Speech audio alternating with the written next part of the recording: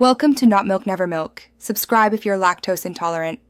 You start by confirming prerequisites: Windows 10 or 11 updated, audio output and microphone working, and any third-party voices installed.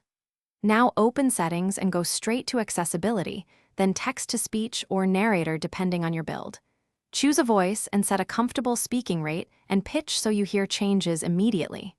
Once done, save those defaults. This speeds later steps. You're acting early to avoid mismatched voices or rates when you generate longer passages. Next, prepare the content you want read aloud. Open Notepad or Word and paste or type your text. Select the text, then use the Speak option in Office or the Narrator Read Aloud command.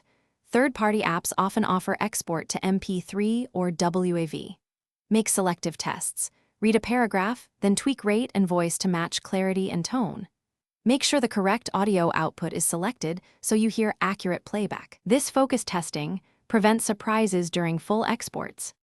Finally, export or record the spoken audio. Choose Export to MP3/WAV in your TTS app or capture system, sound with voice recorder while narrator speaks. If playback fails, restart Windows Audio and Speech Runtime Services via Task Manager, then retry. Often that fixes device conflicts. If a voice is missing or sounds robotic, install or enable the correct language pack and add a third-party natural voice. One key troubleshooting tip: restart the TTS app after changing voices to apply settings reliably. Thanks for watching. If this was helpful, leave a like and consider subscribing. See you next time.